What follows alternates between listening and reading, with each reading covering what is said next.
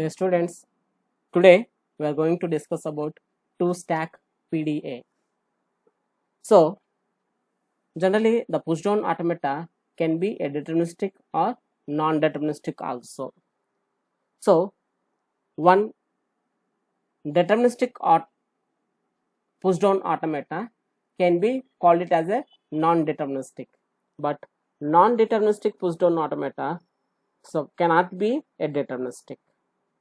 Here we are going to discuss about two-stack PDA. Means it contains two stacks. Generally PDA is having only single stack, but here it may contain two stacks. So, and maximum two stack PDA will be a deterministic. When we are going to use two stack PDA is nothing but if there is a case that if you require more than one memory, in that situation we should go with two stack PDA. So for example, I am having one language like that, a to the power of n, b to the power of n, c to the power of n. So here generally what we'll do is, earlier classes we discussed about a to the power of n and b to the power of n. Means number of a's will be pushed on stack. When it comes to b, for each b, one a will be popped. So up to that it is okay. Then what about c? For that again we require one more stack. For that again we require one more stack. So in that situation we require two stack PDA. Generally two stack PDA is having 9 tuples. So the first one is Q. It denotes finite set of states. Second one is sigma, is a final set of input symbols. And third one is stack symbol. It denotes finite set of first stack symbol. And stack symbol 1, it denotes finite set of second stack symbol. Delta, it denotes a transition function. Q naught is the initial state, it belongs to Q. Z1 is the stack bottom symbol of the stack 1. So generally if you having two stacks, so Z1, Z2 will be there. So these two are the initial stack symbols. F is the final state of PDA. So the push down automata is contains some final state, so that will be denoted by F. And in two stack PDA the transition function will be in this format. Okay, it contains the state and input symbol and stack symbol of from stack 1, stack symbol from stack 2. Tends to, it may contain the next state, comma, operation on stack 1 and operation on stack 2, whether going to push or pop operation. Okay, so now we'll go with small example on two stack PDA. So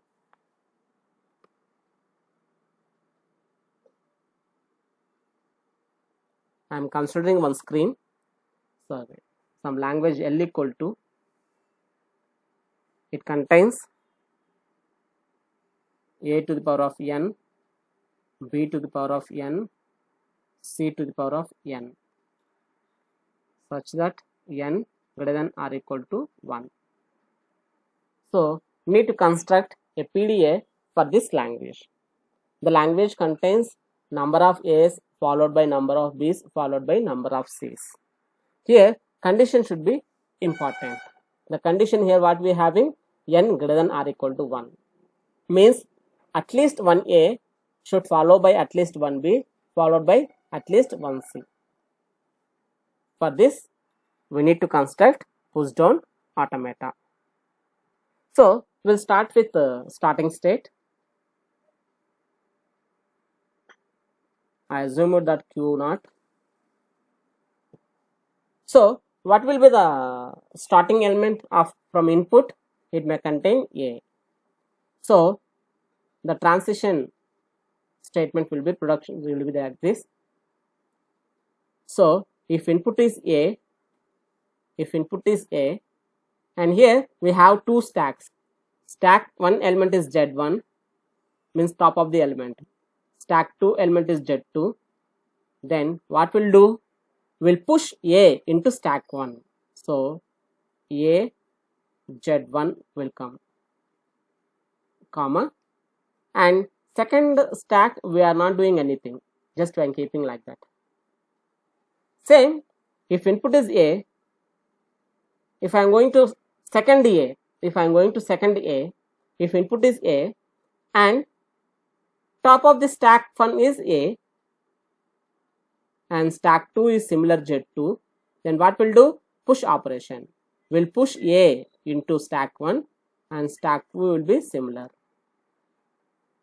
And if there is a chance to go with B, if A's are completed, then we need to go with B. Then we are moving to another state like Q1. So here, if input is B and stack 1 element is A, top of the element, and stack 2 is Z2, then what we'll do? Just will pop the element from stack 1 and we are going to push B into stack 2. We are going to push B into stack 2. So why? Because so when I calculate a number of A's with number of B's, then B's with C I need to find out. Number of B's, how many number of B's are there? It should contain same number of C's also. That's why I am pushing B into stack 2. The same will come here for Q1. Already if starting B is there, then it will happen. If again B is input,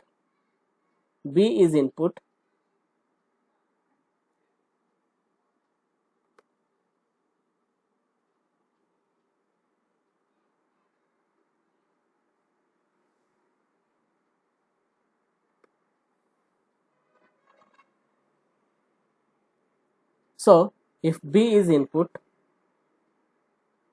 and stack 1 element is A and stack 2 element is B, then what we'll do? Just will pop from A stack 1 and will push B into stack 2.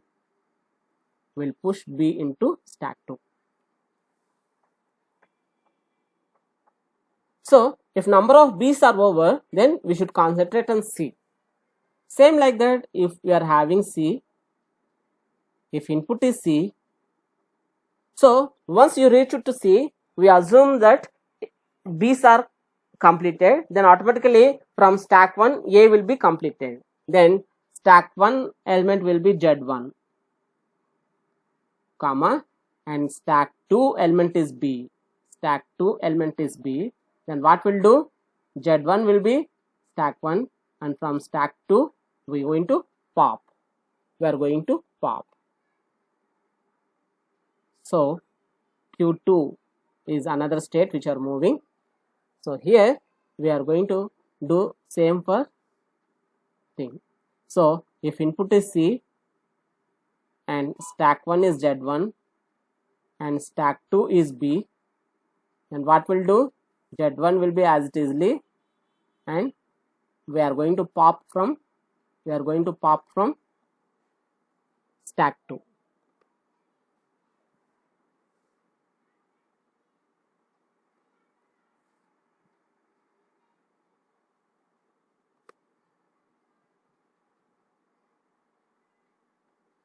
So we are going to pop from stack 2. So if all C's are completed, then finally input will be epsilon and stack 1 will be Z1, stack 2 will be Z2. Then what we'll do? We are not doing anything on stack 1, stack 2, just I am keeping same as it is and we are reaching to final state. So This is the push down automata for a to the power of n, b to the power of n, c to the power of n. So again I am repeating this one. So the language is a to the power of n, b to the power of n, c to the power of n, and the condition, you should concentrate on condition. So sometimes it may contain n greater than or equal to 0 also. In that case, so there is a chance to get a's and there may not be. There is a chance to get b's, they may not be. There is a chance to get c, they may not be. So that's why if no a's are there, nothing b, nothing c, means epsilon is also chance to get. So then what we do, directly from Q0 to Q3, from Q0 to Q3, we will give the one link with input epsilon, comma Z1, Z2. Then what we'll do, we will not doing anything on stacks, Z1, Z2 will be there, it will reach to final state. But here n greater than or equal to 1 is there, means compulsory 1a will be there. If 1a is there, then 1b only there, 1c will be there. Okay, whatever it may be. So if we are having input is a, and stack 1 initially, from starting stack 1 element will be Z1 only, and stack 2 is also Z2 only, starting elements. So then what we'll do, we'll push a into stack 1, and we are keeping Z2 as it is. Again, if input is a and top of the stack element is a and stack 2 is Z2 only, then what we'll do, just we'll do push operation. When it comes to b, pop will do. If input is b and top of the stack is a and stack 2 element is Z2, then just we'll do pop in stack 1, means a will be popped. So assume it, I am having 2 stacks. Okay, so Z1 will be here, Z2 will be here, and I assume it, I am working with string like A, B, B, C, C. So if I perform starting with A, this one, so A, top of the stack is Z1, top of the stack is Z2, then what will do, I am pushing A into Z1, A will be here, Z2 same. Next I am reading A. So if reading is A, input is A, and top of the stack is A, and top of the stack 2 is Z2, then what will do, just I am going to push A, sorry, here I am going to push A, and Z2 will be same. Next B, next I am reading B. So when it comes to B, so this one will go through. So input is B and top of the stack A, Z2 will be there, just epsilon, means I am going to pop this, and I am adding B into Z2. Here B will be added in second stack. So I am reaching to Q1 state. Again I am checking, if input is B, next input is B. If input is B and top of the stack 1 is A and top of the stack 2 is B, then what I am doing, from stack 1 just pop operation I am doing, and I am going to push B into second stack. And next input is C. So input is C, from Q1 to Q2 I am going to move. If input is C and stack 1 element should be Z1. Why? Because number of A's should followed by number of B's. If there is a chance to have more than one A here, another A is there, then it will not move, it will go to dead state. So that's why I am checking, input is C and stack 1 will be Z1, yes, and second stack element is B, yes, then what I am doing, Z1 will be, we are keeping same like that, and epsilon means pop operation I am doing.